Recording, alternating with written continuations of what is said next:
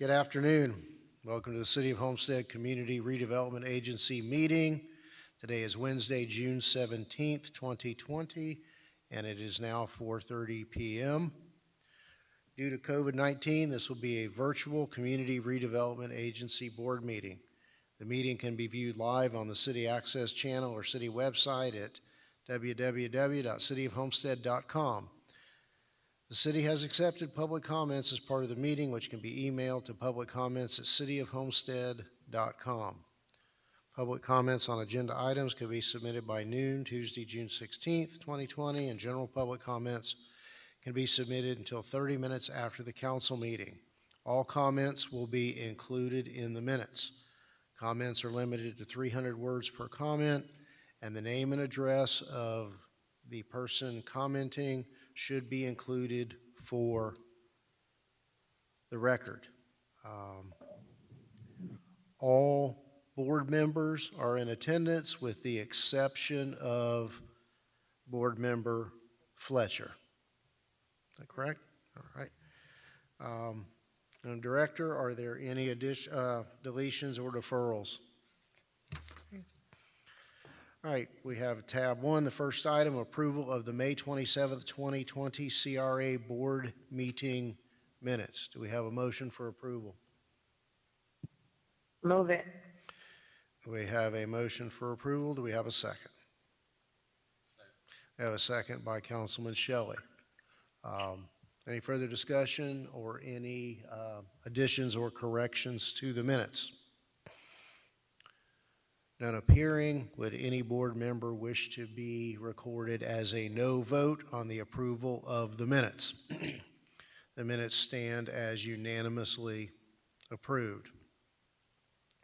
Next item, new business, car number 2897, purchase of property at 37 West Mowry Drive from Miami Latin Church of God. Ms. Driver, is this you? Okay, so gotcha. Okay. Thank you, Mayor.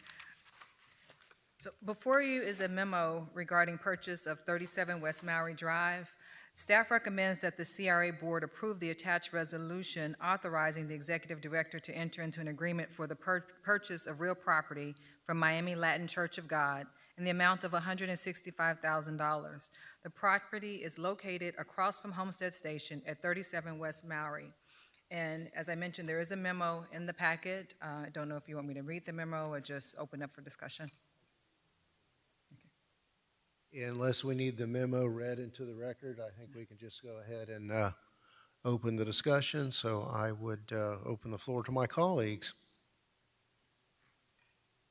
Are there any initial questions on this matter? Mayor, this is Vice Mayor Fairclough-Staggers. I don't have a question, just have a comment. For the record, it was a little disheartening that the church didn't have the funds to be able to pay the fines and the lien. But if this purchase goes through from the city, I am encouraged that the church won't be left out on the street with nowhere to go, but there is a stipulation in there that they have the potential to stay in there for 2 years, paying $1 a year until they are able to find somewhere else to congregate for their church services. So if this goes through, I'm encouraged by that. Thank you, Mayor. Thank you, Vice Mayor.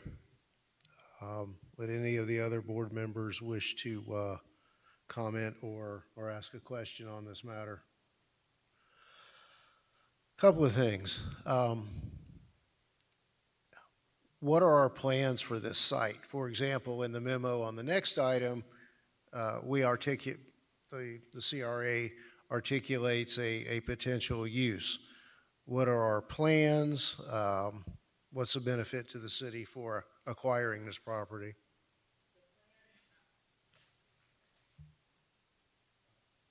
The plans for this site is to merge it with additional sites on right along Mowry Drive to do a nice development, whether it's mixed use, residential, and commercial. We're still open to looking at what would work there, but from early estimates, a nice mixed use would be a great addition to the downtown area. So that project would span from right from this building all the way down west to in front of the police station. That's the vision. So it will be quite substantial in size, and we believe that that will generate not only income for the city, as far as commercial also, but create some jobs, create some housing down in this area. I know we own the parcel to the east that was donated to the city several years ago, the Seminole Theater Cultural Arts Annex. And we recently acquired a parcel further to the west.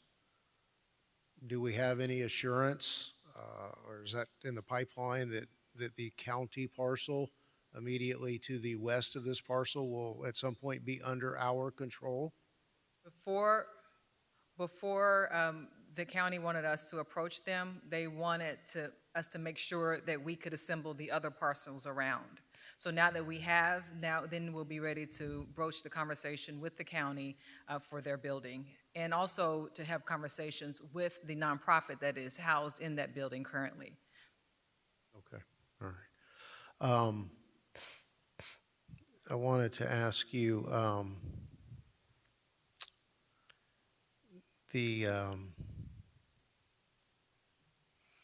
if we were to come into possession or control of that county parcel, though, is that going to come with strings attached that a certain percentage of that parcel must be dedicated to subsidized housing? I don't think so, and I will clarify and reach out to him. And the reason why I don't think so is because it's not a public housing building. So I doubt that they have those same restrictions that the public housing department does. Okay, all right. And then was the 2-year lease, was that the deal killer?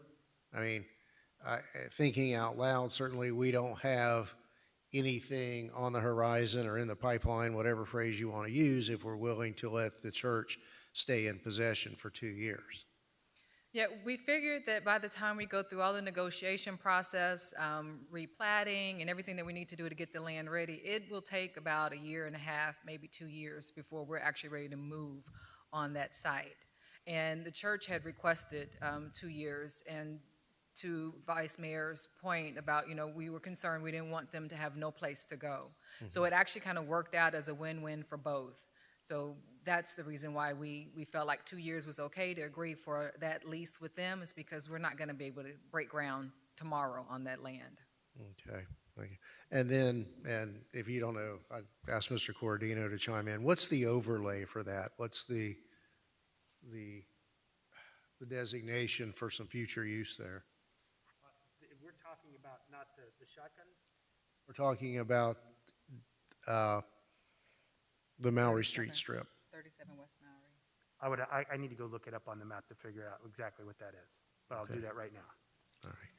Well, and I have to be honest with you, I had some concerns about the appraisal. I mean, clearly we're buying it not as a building, not as something that's going to provide rent in its current condition. We're basically buying vacant property, and I would envision that whatever we acquire at some point would be wiped out. And the appraisal was cast more in terms of a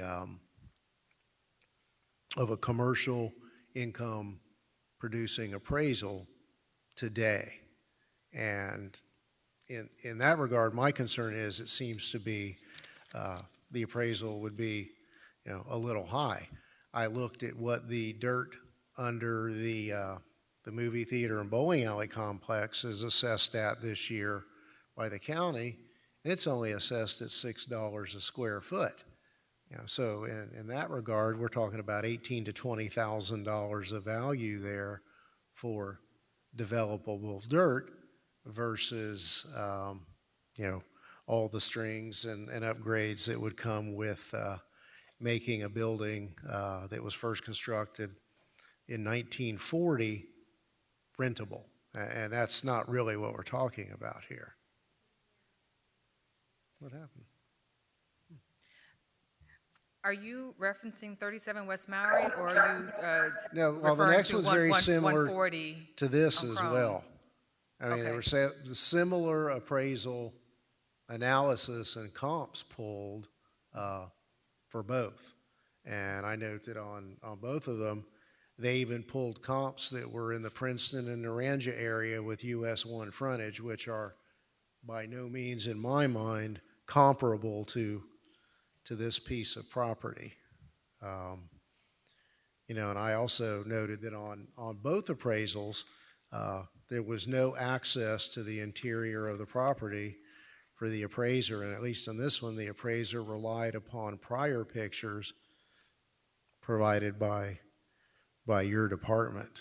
So I don't, and then the county land is only assessed at $9 a square foot. So, you know, as vacant property, which is our ultimate use, I had issues with the analysis in the appraisal. Comment you made earlier, it seems to indicate that there's a thought that the city would retain it and get into the commercial landlord business rather than redesignating the property, clearing it, and perhaps holding it out to the private sector for a proposal? Not 37 West Maury.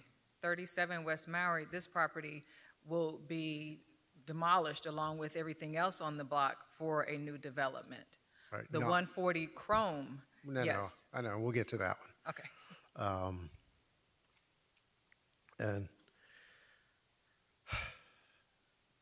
let me ask you on, it struck me, and I'll have the same, you know, you can answer the question for the next item too. What's the basis for using a commercial appraiser based in Fort Lauderdale? I know there are commercial appraisers that have a long history and are credible in and near our community. And it concerns me to see that we're bringing people from 60 or 70 miles away to do appraisals. We've used them in the past and had good experience with them in the past. That was one reason we chose them. We have an open purchase order with them. This was the professional services, so we had an open PO, so that was another reason why we went ahead and went with them. The city currently has 9 registered vendors that do appraisals. Only one of them is local, and the CRA has never utilized them before. I don't know if the city has, but the rest of them are all outside of the city of Homestead. So, but we went with this one because of past experience and because we had an open PO with them. Okay, well, yeah, and without getting too far out in the weeds, I'd kind of like to see that list of vendors that we have and get us back in the mindset that we're not a small town and we do have people here and firms here who are more than capable of competing and doing a good job, and our money should stay here to promote local businesses. In the contract, it talks about the due diligence period being extended due to COVID restrictions or the lifting of COVID restrictions. But what did we have in mind there? Are we beyond that? Does that need to be stricken? It seemed to be, fairly open-ended.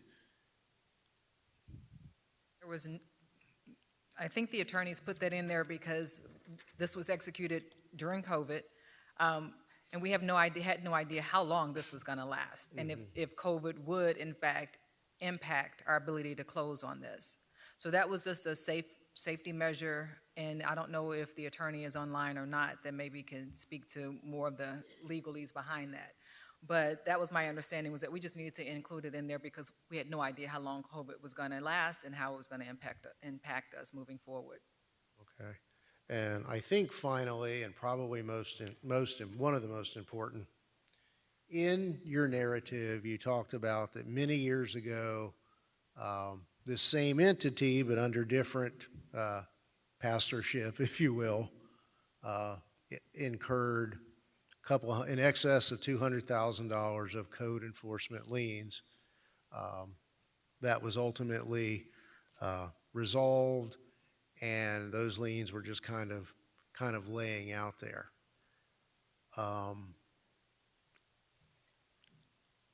I'm uneasy because it seems to me like, based on your memorandum, that we have now targeted this area for acquisition. And but for that, we would have never gone to the property owner and talked about the liens. It was as if we wanted this property and we went there and said, you have these lien problems, and twisted the church's, I'm not saying you, but the church's arm was figuratively twisted of being put into a position to either selling to us and getting something or having our lien foreclosed out and being divested of their property. And I'm really uneasy about that perception. That's not the way we need to be doing business. And let me share with you that in my nearly 30 years of practicing here in Homestead, I've represented clients who have looked at various properties that had comparable code enforcement liens on them that were just allowed to exist. And at some point, when properties were sold, those liens were paid as you referenced.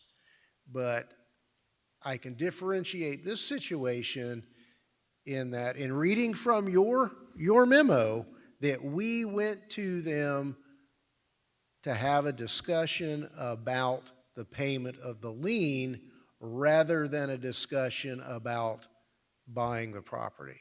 And for me, that's a very, very important distinction, and that's not the perception I want us to have, and that's not the way we should be doing business. I don't agree with the appraisal. I am very uncomfortable with the way this whole transaction was framed. The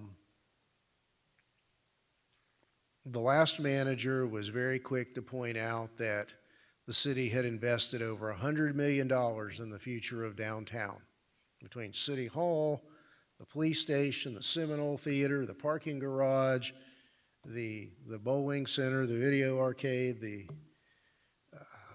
movie theater, and so forth. I feel we have planted enough seeds, and it's time for us to get out of the development business and let the private sector take over. And if our $100+ million that we've already thrown out there is not sufficient, I don't know where else to go, but I don't know that another $165,000 here or $200,000 on the next one is really going to make a difference. We should not be in the business of land development. But even more basically, I think the appraisal is wrong. It's, I think, high for this piece of property, but philosophically, I will not support the acquisition of this property. Thank you. Mayor, if I Yes. may. I just wanted to clarify one thing, Mayor, with respect to what you said, that the city seemed to go to the church and say, oh, by the way, you have a lien on this property, and then suggest we can take care of the lien. But that's not what happened at all. And Kamitra can speak to that, because I agree with you 100%. That's not the way we want to do business, and it's not the way we do business. You can explain, Kamitra, that the church wanted to sell this property. You're on. First, I want to say that one of the things that we've done in the CRA is I've asked Crystal, and she's here, to help me to identify land in the area that we own, land in the area that they have liens on them or they have code enforcement issues, in an effort to stick with the CRA's mission of cleaning up the area, eliminating slum and blight in the area. That starts with identifying those properties that are just sitting there, either vacant or sitting there dilapidated.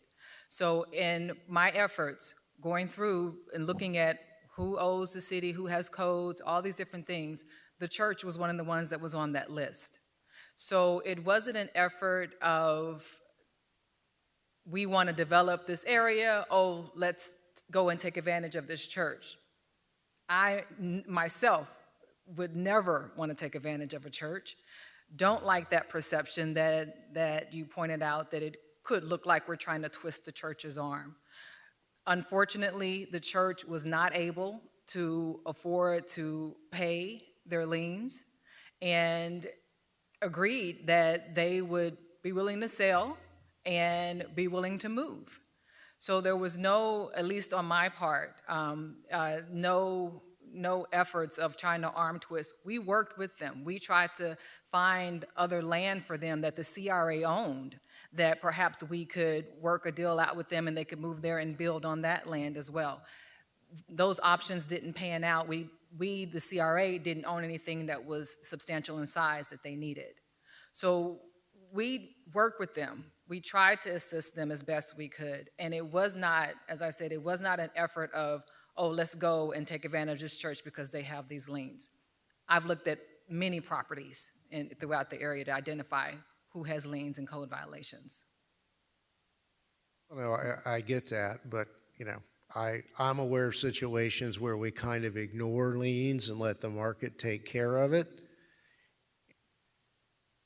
And I'll read from your memo. City staff met with the current pastor and representatives from the church to discuss the lien and possible resolution. So I like to read between the lines, and that tells me that you wanted to buy the property, and you went there to talk about, you've got this problem lien that we need to take care of. You're not telling me this is the way it happened, but I find it very hard to believe that it was a spontaneous, you know what, we'll sell you the property and work on it that way.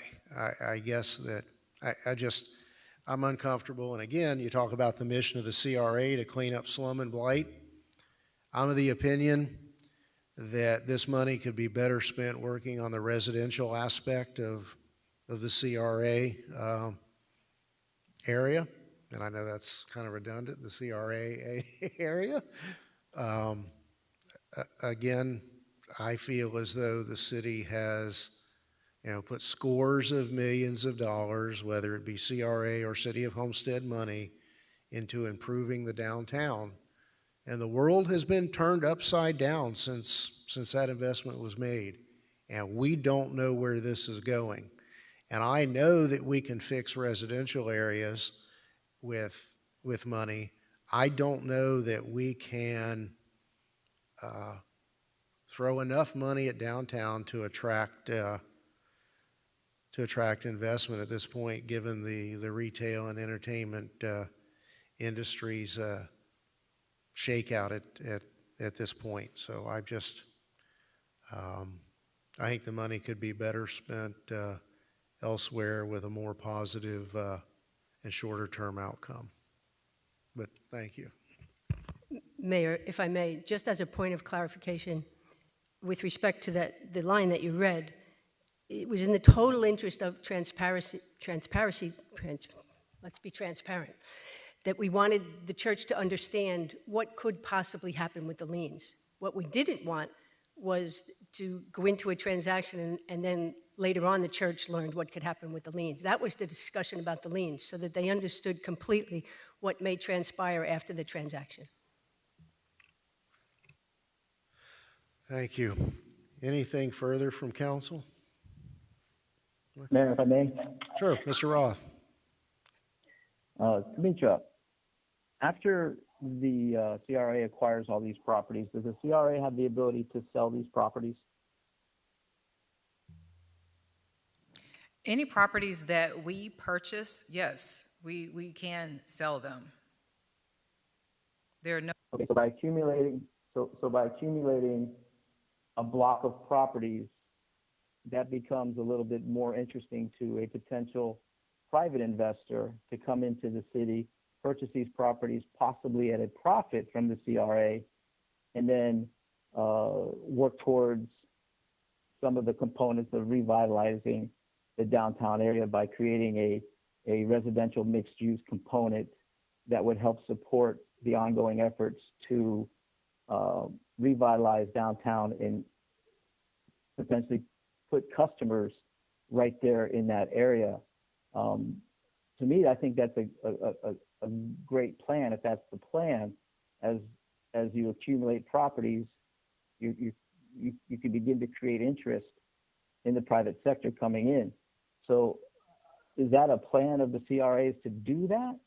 Or is it to actually acquire these properties and then to develop them as a CRA? You're correct. The plan is to acquire the properties and then sell the properties, work with the developer to build something that we agree upon, but to sell it to them. The income is an important part because the more income we generate for this area, the more our TIF increases, which gives us more money to address some of the other urgent issues, particularly what the mayor brought up about addressing the housing issues in the southwest section. Right now, our budget is limited, it's small, and we really could not make a substantial dent in the housing shortage or the housing needs within the southwest section. We need additional money to do that. And that is one of the things that we're looking at, and we have some projects that even if you look at the amended plan, we mentioned that is our goal in there, is to address the needs of housing. So even the plan with the county land that we're getting, that's going to be conveyed to us for the transit-oriented development that we hope to build, that's housing. But we can't do that if we don't have enough money to do it. So we have to look at how can we increase income and revenue for the CRA. And in addition to that, the fact that we know that the county is going to take the equivalent of maybe $500,000 a year and more from our TIF, from their TIF, starting after they extend the life of our CRA, that's a huge gap that we're going to have to fill. So we're trying to be creative with ways of generating revenue for the CRA, while at the same time building up our downtown, which I think we all want a thriving downtown. We may not agree on what it looks like, but we do want a thriving downtown. And this is one way to go about it. Definitely open to other options, but just trying to be creative and come up with ways to generate income for the CRA so that at the end of the day, 20 years from now, we can really show that we've had an impact, not just in downtown Homestead, but in the southwest section. It'll look differently, and then in the other sections of the CRA as well. Yeah, and I can appreciate that because we are facing a lot of unknowns based on what's happening today with the pandemic and everything else. So economic shutdown and all those things. So I'm not hesitant on agreeing that putting these parcels together is a good idea. I believe it is a good idea, and nobody knows what the future is going to hold, and I don't think the land values are going to decrease. The mayor brings up some good points about appraisals, but an appraisal is an opinion. It's not an exact science, and I've had disagreements with appraisals in the past as well. And sometimes you have to look forward to what the potential is in acquiring these properties versus what you pay for them today, because the value will continue to go up over time. And I don't think we're in a position that we're going to actually lose by doing this. And I think it opens up other opportunities for us to move forward. So I will support this today. Thank you, Demetra. Thank you, Mr. Mayor. Thank you, Councilman Roth. Mr. Shelley? Thank you, Mayor. Yeah, this is one where I have somewhat reservations as well, given the changing climate. And I think when we get to the next item, some of my comments will reflect that. This particular one, it's a part for me. I'll support it, and the reason being is that it's kind of part of a bigger plan that we started something out, 5, 6, 8 years ago to revitalize the downtown, and part of that was, adding some sort of an additional commercial, or in this case, potential residential component. And we've already acquired essentially all the pieces but this one. Assuming the county ends up coming through, if we're able to get that parcel, then this will kind of complete that portion of the plan. And since it's already in the works, I think it makes a lot of sense to go ahead and complete that. we'll see what the market bears out. We'll see ultimately what this pandemic does to the real estate market, development market, and the ultimate plan we had for the downtown, because there's a lot of uncertainty there. But I think at this point to acquire it and complete the block makes sense, even though I do have some reservations and concerns about the future market. But I think to go ahead and put that together gives us more options either to resell that property in bulk form, or to develop that property, or hopefully find out that this is a blip on the radar and that ultimately the plan that we put together is going to be successful, that we're going to be able to complete what we started and really turn that downtown into what we all envisioned we wanted it to be. And so for that reason, I'm supportive of completing what we started. If this was the first parcel of the plan, if we were going to buy this one and we still had 4 more parcels to go, I probably would not be as supportive, or my advocacy would be to delay on that move. But because of where we are in the situation, I will support this one going forward, although the next one I'll probably have some different comments on. So thank you, Mayor. Thank you, Councilman Shelley. And I just want to clarify. I understand the value in aggregating properties, and I understand the philosophy.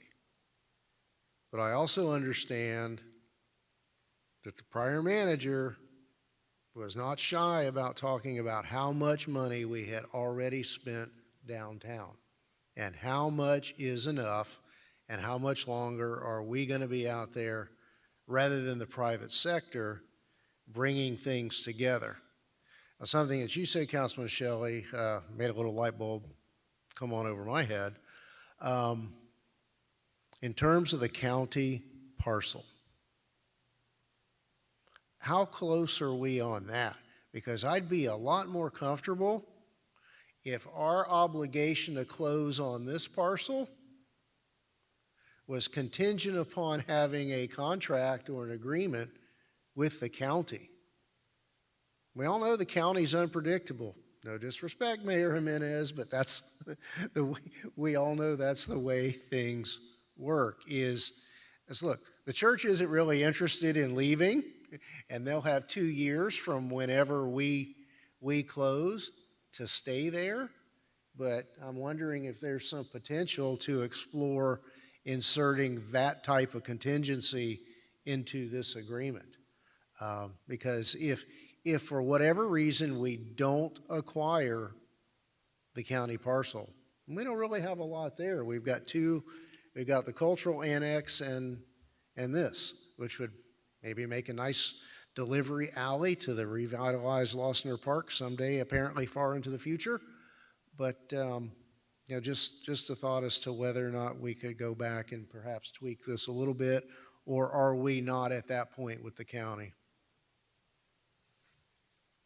We are not at that point with the county. Okay. And we are not close to being at that point with the county. Okay. Had to ask. Thank you. All right. Is there anything further from council? I have one thing, Mayor, please. Yes, Councilwoman. Buying property is always risky, and especially now. I mean, we can guess at what would happen, but I know for the CRA, it has been, the biggest goal has been to help these areas that really are taking away from the bigger picture of what we want. I've always been for some mixed use in the downtown. I think that is another great spot for it. So although I am hesitant, and I agree that it's a risky thing, it's also an opportunity that we have. I had similar concerns about the church. I feel really bad for them. I think that we really need to look at our code enforcement and see if there's something we can do and not let these accrue. That's just something that no small business in the area would ever be able to cover. To make sure that we have somebody that can go there in person. A lot of times with churches, there are new pastors, and I can see how that could have fallen through the cracks. So that's something I think we should definitely look at. But I would like to support this in an effort of seeing this bigger picture and getting that mixed use into the area. Thank you. Thank you, Councilwoman Bailey. Anything further from the board? We have a motion and a second for approval of this matter. And I'm going to ask the clerk to, let's go back to a real roll call vote. Oh, we had a motion, didn't we? Okay, I'm sorry. Do we have a motion for approval of this matter? I'll move it. Moved by Board Member Bailey. I'll second. We have a second. Was that the Vice Mayor? Yes. Thank you. All right, we have a motion and a second on this matter. Is there anything further from the board? Now, Madam Clerk, let's do a good old-fashioned roll call vote. Board Member Bailey? Yes. Board Member Avila? Yes. I can barely hear you, by the way. Board Member Roth? Yes. Board Member Shelley? Board Member Fletcher? Vice Chairwoman Faircloth? Staggers? Yes. Yes. Chairman Losner? No. The motion carries. Thank you, Madam. All right, next item is, let's see, tab 3.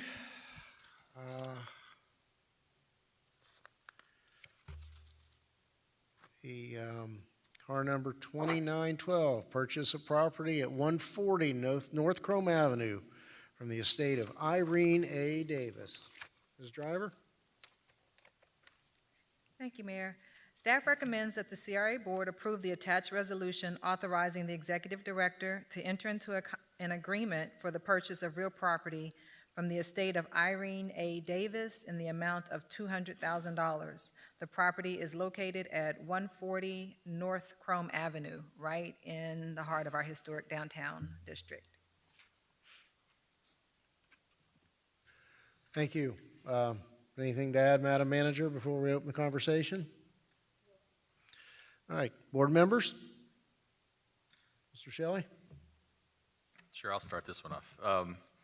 So as I kind of hinted at in the last item, I have more reservations on this one because it is not necessarily part of a bigger plan. It's not something that we've already discussed. It wasn't something that we had looked into, and to the chairman's point or to the mayor's point, as far as investing in the downtown, at what point do we determine that we have done all that we can do as a city, that we've put the money in, and now we need to see whether or not, our baby can walk, and can somebody going to come in and start buying up that property? Because that's really, in order for us to succeed long term, private investors are going to have to start coming in and doing some of that work. And so in this particular case, I have a couple concerns, and partly of it's the change in the pandemic. So the economic conditions have changed a little bit, and I have some concerns about acquiring this property kind of as a standalone project, kind of in the middle of the downtown, and then building that, knowing that it needs a lot of repair, and knowing that we have just a basic estimate of what it would cost to come in and make that a habitable business, and then getting into the potential landlord-tenant market. All of those which I think are fraught with some high risk, especially given the current environment. And so that gives me reservations. I understand the philosophy, I understand the concept behind it. I don't necessarily disagree with what you're trying to accomplish, given what we may be facing with the county and some revenue shortfalls. But it's more of, I think, the risk adversement right now, given the complete unknown nature and the fact that this would be starting almost a new uncontemplated project as part of our downtown. And so that gives me a lower comfort level. So at this point, it's not something I would say I'm opposed to forever, but it's definitely something, until I have some better clarity on what our economic outlook looks like, the investment by other developers, who's going to want to come and rent in downtowns, and I don't think we'll have a clarity on that for probably another 6 months to a year at best. And so at this point, I think I'm hesitant to give authorization, to vote and approve this.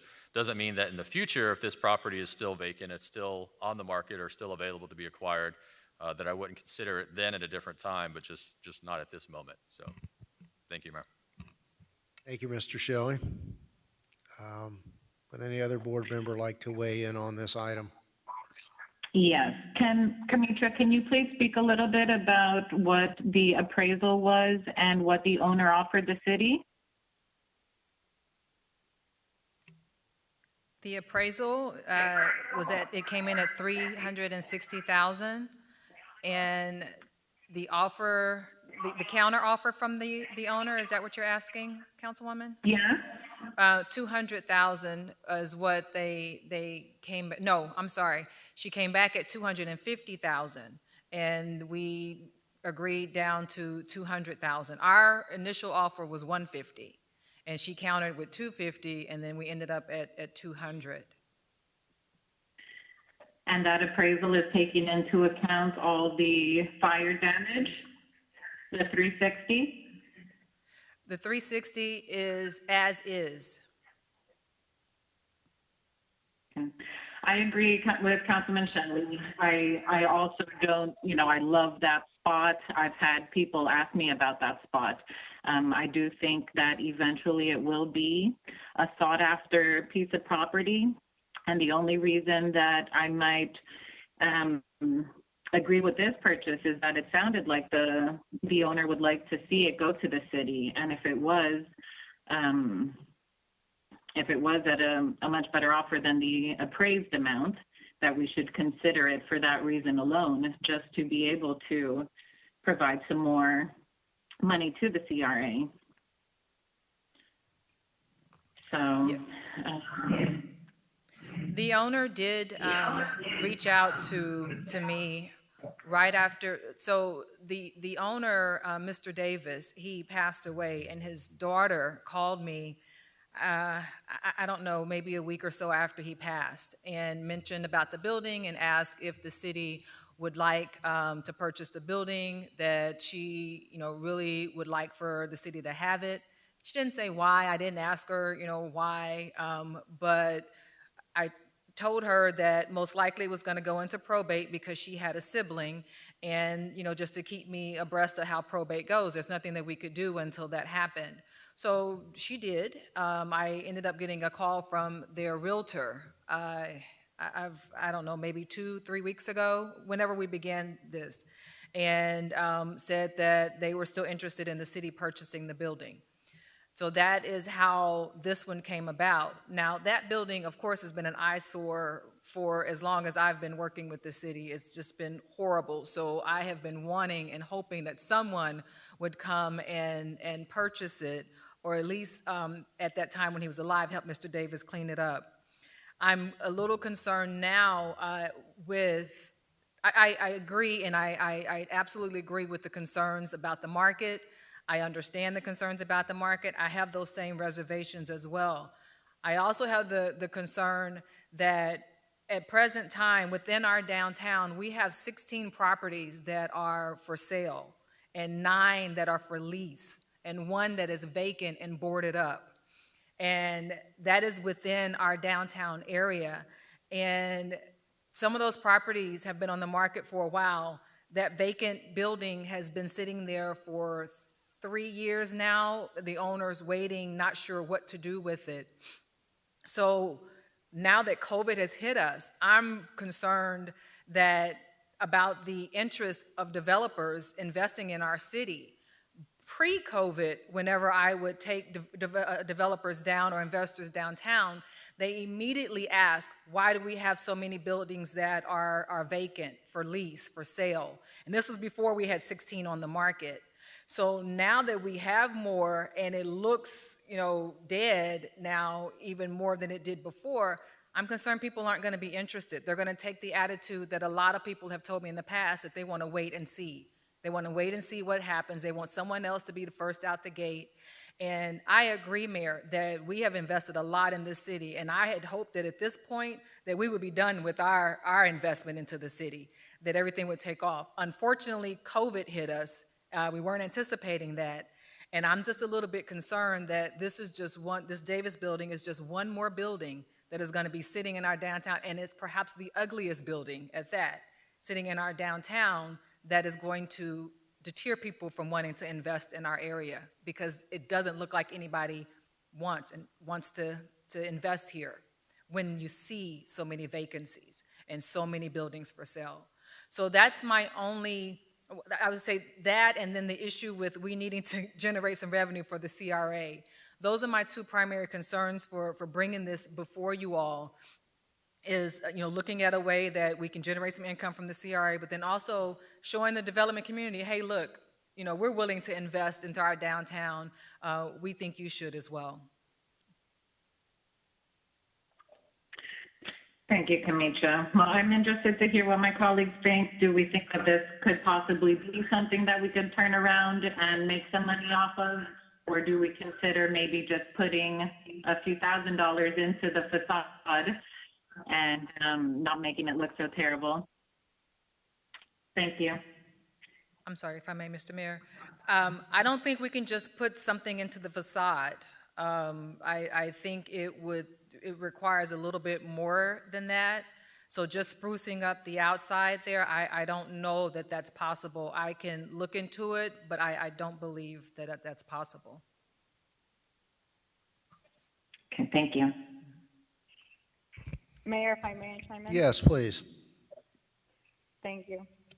So when this was first brought to my attention, I was a little surprised that this would be coming up so quickly, on top of the discussion for purchasing the first property. I don't like the idea of being in the business, or the city being in the business and taking the place of the private sector and coming in and purchasing properties and being a landlord. But in this particular case, it is aligning with the mission of the CRA and to eliminating blight. This particular property has a lot of extensive damage. I know that there has been interest in other buyers interested in this property. I've been asked about it multiple times, but with the current market the way it is, there is that concern that how can people make these investments and how are we going to come out on top? I think that this particular property, we are going to be making a strategic investment at this price point. But I do have a lot of reservations with regard to the estimate of cost to cure the condition challenges that it has. I don't know if 180,000 is a good estimate or not. So what I would like to see is a lot more due diligence and having the opportunity to get the actual inspection reports, because this appraiser was not able to access the inside or take a look, and an appraiser isn't an inspector either way. So getting a contractor to give us a real good estimate on what that's going to look like, and then if we need to renegotiate the price so that we can stay within this cost analysis, then I think I'll be okay with moving forward with the closing. But with regards to this particular property and it being as close as it is to the station and our mission, I like it. I think I would be able to support it today with the additional due diligence and the cost for the repairs to be really honed in on. Thank you. Mayor, if I may. Sure. Thank you. Relative to the comments that Board Member Avila just referenced, I think, and I completely agree with her. So I would like a motion to defer this item until such time that due diligence has taken place, and then bring it back to us for consideration relative to Board Member Avila's comments.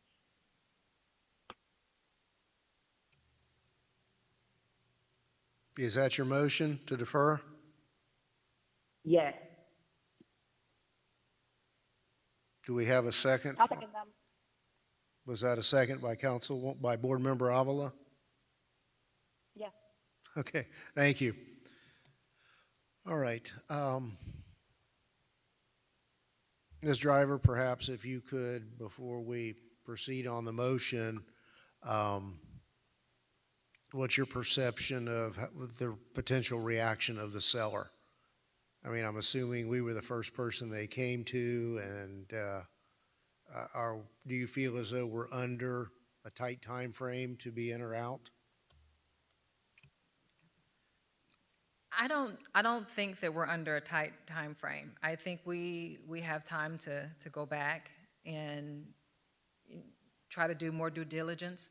I will say that the contractor, the reason why his report wasn't as detailed as we would like for it to be is that there are some things he just couldn't get to because of all the stuff that's in that building. So even with the additional due diligence period, I'm not sure that anyone's going to be able to get in. For example, he couldn't get in and check the electrical panel. he couldn't check plumbing, because there is a lot of items, furniture and things like that's in there that he just absolutely couldn't get to. So but I'm more than happy to try again. We can try a different contractor to see, a consultant to see if he can go in and maybe he can maneuver and get in where this gentleman couldn't. So we can try, but just wanted to put that out there. All right. Appreciate that. And some of the comments I was going to make on this, were similar to the last. Even if I bought in philosophically that the CRA should be in the commercial landlord-tenant business and that I had confidence in the appraisal, I want to be real clear that I had zero confidence in the reality of the numbers in that thumbnail description given by an out-of-town contractor with no access, no mention of potential asbestos remediation. I'm kind of glad that this is going to go back to try to do some due diligence, because I think that if we have a real, legitimate, and credible proposal that takes into account new plans and architectural renderings and bringing this building up to code, as the grandson of a contractor and someone who's renovated 2 old houses and swore after the first one he'd never do it again, I just feel in my heart that the renovation could exceed $350,000. Once you start poking, it's those dominoes keep falling. So while I was ready to vote against this going forward tonight, I would encourage your agency to have some comprehensive due diligence done by someone who's more local, who's more familiar with the ins and outs of dealing with our development services department, who's got experience with these older buildings.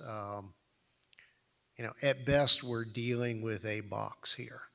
And I think that 150 is just of $150,000 of rehab is just so far out of the realm of reality, and I'd like us to have a better handle on that. If for nothing else, it's a good expense for a lesson learned. So we have a motion and a second to defer. Is there anything further from any member of the board? So I'll ask the clerk to do a roll call vote on a motion to defer this item. Board Member Roth? Board Member Roth? Yes. Board Member Shelley? Yes. Board Member Bailey? Yes. Board Member Fletcher? Board Member Fletcher? Board Member Avila?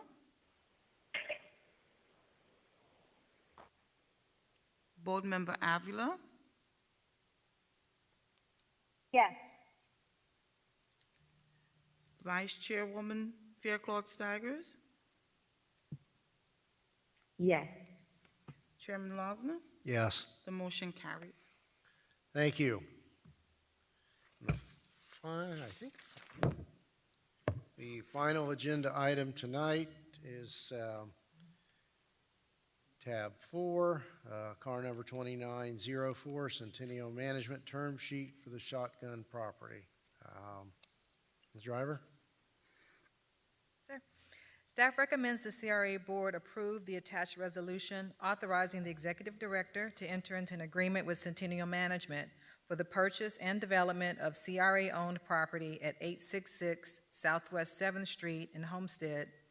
The purchase price will be determined based on the financing structure that is received and utilized for the project. The 2 financing options are use of 9% low-income housing tax credit program from program funding, LIHTC, which would yield a purchase price of $2,075,000. Or option number 2 is use of state apartment incentive loan sale program funds, which would yield a purchase price of $500,000. representatives from Centennial Management are on the line in case you have any direct questions for them. Well, let's hear from them first, and then if we have some specific questions for them, we'll go from there. Please identify yourself, your name and address for the record, please. The representative of Centennial.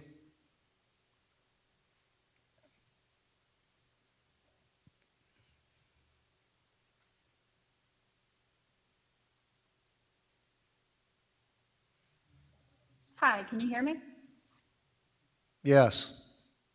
Hi, this is Michelle Roque with Centennial Management. I know my mom, Louis Sweezy, and Paul are connected. However, I don't hear them talking, so I'm assuming they're having some issues.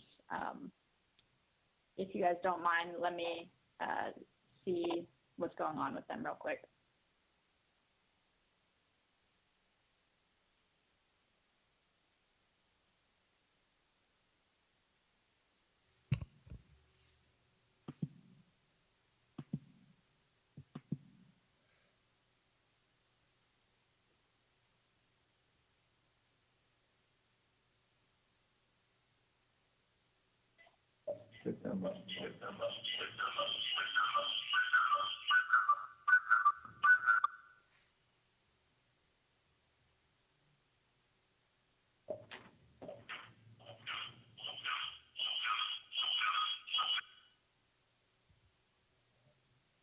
Paul, when you're connecting, there's a really bad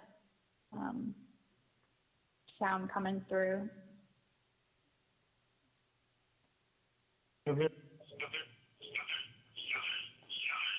If you could please take us off speaker. Okay. Hey, Michelle. Take it off speaker. Hello. Hi, Michelle. Lou Sweezy. Can you hear me? You guys are connected now. Okay, good. Yeah, hi. If I'm here on the board, I had to go through my, I guess, my phone. But anyway, this is Louis Sweezy. We put in a proposal with Lucy Landings. I believe I spoke in front of the board before. We have when we originally did our proposal, we had a proposal for 83 units, and we met with staff and we found the zoning is only for 67 units. So we'd like to proceed on it for the 67 units under the same terms and conditions that we previously provided to the board on it. It's a beautiful site and a nice neighborhood that needs renovation, and we'd like to be the ones who do it for the city. If I can entertain any questions the city might have with it, I appreciate it. Are there any questions from the board for Mr. Sweezy? Oh, I'm on. Well, let me open the conversation, and some of these will be directed at you, Mr. Sweezy, and others will be directed to either our CR director or city manager. I'm not comfortable with this either or kind of thing. There's a lot of slop between $500,000 and $2,075,000, and I'm wondering if we could proceed under a contract that is solely contingent upon your receipt of the type of funding that would be necessary for the higher purchase price. Where I think the contract as written has nearly a 2-year contingency period, and certainly to produce the kind of product that I know you produce and produce nearly over $1.5 million additional dollars for the city, I'm willing to wait up to that 2 years rather than having uncertainty under the contract as presented, so that we know what the deal will be, and we all understand that it could be as late as April 22 if the funding is not received in the 2020 cycle at the higher purchase price for the 67 units. So, Mr. Mayor, if I understand you correctly, you want to take out the option of applying for the sale, the 500,000? That would be my preference, so that I'm willing to trade some time for nearly 4 times the revenue for the city. It's been 14 years already. You know, and based upon the prior conversations and the philosophies and the issues that have been discussed earlier tonight, I think that that's our fiduciary duty as members of the CRA board to maximize that return. I think certainly if we went back and added it up, we have a heck of a lot more than the $2,075,000 in the property as it sits today. So would that amendment be acceptable to the buyer? Whatever the city, whatever the city wants, the property, we want to work with the city for whatever they want. I just want to point out that on the 9% credits, which reaches the higher value for you, last year they limited the size of the project to a certain amount that wouldn't meet, this project wouldn't meet that number. I believe it was like 75 units. 110 units. This year, I don't have the application soon to come out, and we will find out. 110 units. It's 100. So, that's my only concern. Well, but, as we go forward, we would have the potential to amend the contract potentially if it's a matter of, and what I'm hearing, it may perhaps be a matter of the number of units. The 67 would not be sufficient, perhaps, to obtain the funding to produce that purchase price. And certainly we would have the option going forward to both perhaps adjust the number of units slightly as well as adjusting the purchase price. Because for me, this is the sale of dirt for X number of units, and I'm determining purchase price by the number of units you're going to produce. How you go get your money is your business. And I want some certainty. And if we need to make some adjustments as the process goes forward, we can address it then. But for me, there's too much gap. You can't apply for the 9% tax credit. Right now, and do it, and you're going to wind up with your dirt sitting there for another 5 years. Well, of course, they're going to get a rezone by next year. Right, but then you have to tell them that. Well, he doesn't know that. He doesn't know. All right, let me go forward and we can move this forward and have those private conversations between the agency and the potential buyer later. Explain to me the right-of-way issue. I guess when this was analyzed for what needed to be done, it was determined that additional right-of-way would need to be dedicated, that it wasn't over-surveyed when we bought it, but this development would trigger the requirement for more dedication. Is that correct? Yeah, I can take that, Mr. Mayor. The issue here is that we now look at the density on the basis of net acreage, not gross acreage. We made that change. I understand that, and I support that. Right, and so when you start to take out the right-of-way for the streets and whichever is going to go in there, you lose about an acre of land. And so that narrows the density down, which doesn't give them the 83, but it gives them the ability to do 67, and that's the entirety of the issue there. Okay, but the legal description that I've seen already lesses out some right-of-way. So my question is does this development trigger the need for more dedication that's going to reduce the property and therefore reduce the number of units permitted? I don't believe so. I think it's just a matter of when you take that right-of-way out, the net acreage only allows for the lower number. Okay, all right, because I couldn't imagine that it was that big of an error whenever we acquired it in 2006, that it was over an acre. I guess maybe somebody, okay. All right, I wasn't sure. Let's see. So the proposal now, though, is for 67 units. That's not going to put us out in the area of having to do some comp plan and other code changes. Is that correct?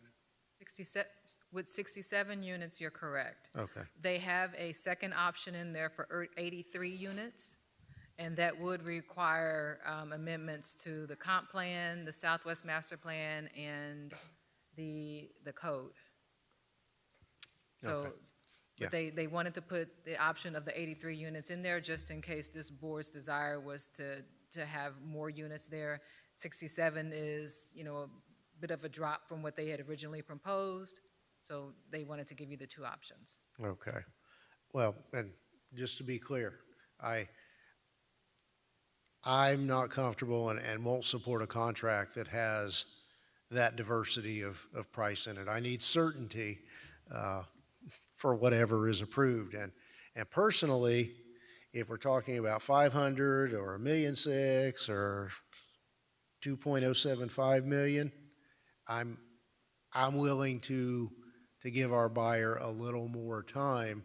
I think it's incumbent on us to do that. So, and I know the other members of the board need to weigh in, but I think based upon what we heard off to the side is that perhaps this needs to be deferred and go back, have you go back with our attorneys to the potential buyer and hash that out. And, I fully understand there will be a delay, but I'm not selling property where someone's getting it for $6,000 a unit either. That's just not in the cards. So with that, I will reach out and see if there are any board members who have any additional comments. Mayor? Yes, Mr. Roth. Thank you.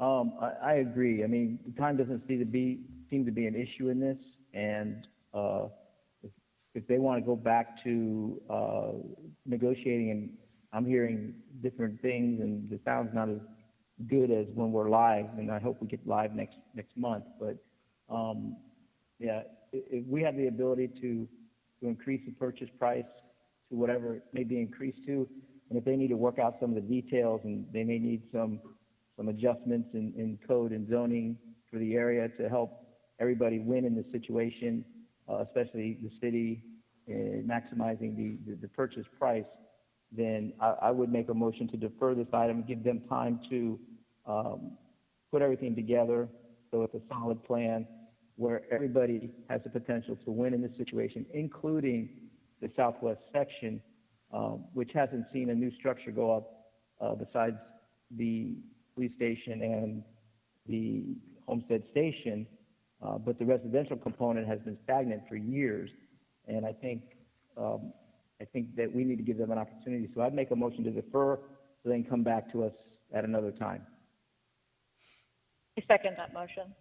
All right, so we have a motion to defer by Board Member Roth and seconded by Board Member Avila. And I think what I'm hearing, and I'd like board members to weigh in, is that kind of to parrot what I said, we're looking for some more certainty and understanding certainty as to a purchase price, a sale price. We know what the units would be under either scenario. And I guess rather than, under the conditions that we're here with some bad connections and so forth, certainly we're not, I think we want to do this deal with this potential buyer. It's just a matter of nailing it down. So anything further? So we have a motion. Mr. Mayor? Yes. If I may. Well, let's hear from the director, and then I'll come back to whoever was just trying to speak. I was just going to ask if maybe we could hear from the buyer to get their feedback on whether or not they think that we can do this, because if they're not willing to do this, then that may change how we want to proceed with this tonight. So is it okay if we see Sure. if they want to say I something? mean, I appreciate that, but I don't think you brought these two options before us without the buyer's buy-in. Mr. Sweezy, are you there? Or someone else from Centennial? No, mute. You're on mute? This is Louis Sweezy. Can you, yeah. Okay, good. Now this, I'm not to this Zoom, meeting and stuff we did, but, no, we're all in favor.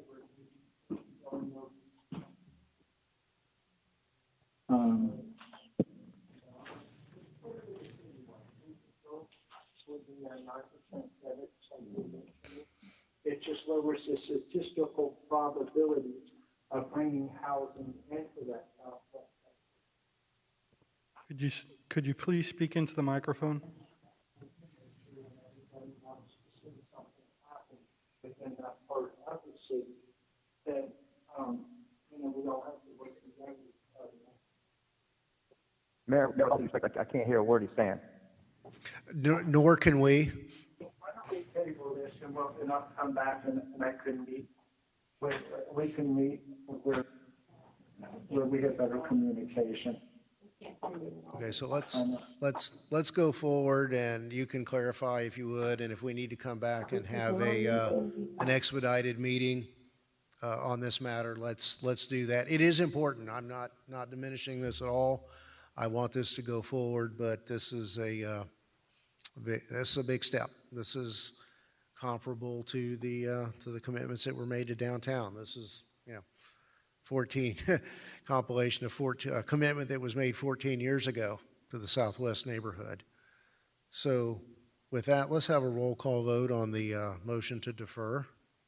Board Member Shelley? Board Member Bailey? Yes. Board Member Fletcher? Board Member Avila? Yes. Board Member Roth? Yes. Vice Chairwoman Faircloth Staggers? Yes. Chairman Losner? Yes. The motion carries. All right. Thank you. Ms. Driver, do you have anything further? Manager? Any members of the board have anything further for the CRA meeting? Nothing further. Can you give us a quick update on the status of the rental and business assistance programs?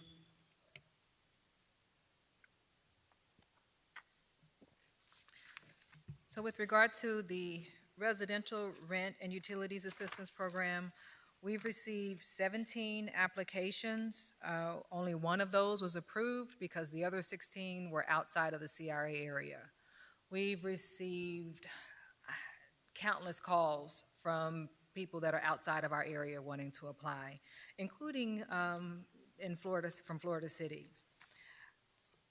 For the small business grant, we have received 10 applications. 2 of them have been approved. And I meant to say the one rent assistance, they've already received their check. The 2 businesses that were approved, they should have their checks next week, and then 2 of them were denied because they didn't meet the qualifications. Very good. Are you comfortable that we're doing all we can reasonably do to advertise the business program? I'm comfortable in saying that we are beginning to do more. Okay. And so we are advertising, we're going to do a mailer out for the residential piece, we're going to do mailer to the homes. So we were concerned thinking that maybe some of the residents are not hearing about the program. We've reached out to the owners of some of the apartment buildings to let them know about the program. And as a matter of fact, we had, as I was leaving, we had someone show up, an owner, to get some applications for some of his residents. We are doing another blast through social media, but we really think that targeting the homes, sending mailers to them specifically, will have a tremendous impact in making sure that the community is aware. Okay. As for the businesses, yeah, we think that we've been doing a good job at getting notifications to them. The challenge with a lot of them is that they have received PPP or some other form of federal assistance. So one thing that we think that should be for our consideration is that for those, because some of them only got like $1,000 or $2,000. So if you get rejected from PPP, you get $1,000. Everybody got Everybody 1,000. got it. You apply, you get rejected, you get $1,000. That's not a loan. It's here's Yeah. $1,000. If you get 1,000 or more, that's the loan portion. And we've had several businesses that told us they only got like $2,000, $3,000. And all of that went to payroll. So it's still not addressing their needs for rent assistance, utilities. It's not addressing their need to outfit their building to meet the COVID regulations. So we think that we might want to still assist those individuals that only got $2,000 and still be able to give them our $5,000 to help with something other than payroll. And so that's what we discovered with the businesses, that was the reason why a lot of them didn't apply, is because they had already received the money, some money. Very good. Well, if you feel we need to adjust the parameters, we'll meet and do that. I do feel we need to We've adjust. allocated it, and I hate to have it unused. I know there's the need. And we've had businesses call and ask, they wanted to apply, but because of our parameters, they weren't able to. So yes, if I would like for us to look at that and readjust our parameters. Well, let's do that sooner rather than later. Thank you. Okay. Mr. Shelley, would you like to move to adjourn? And I'd be happy to second that. All in favor? Aye.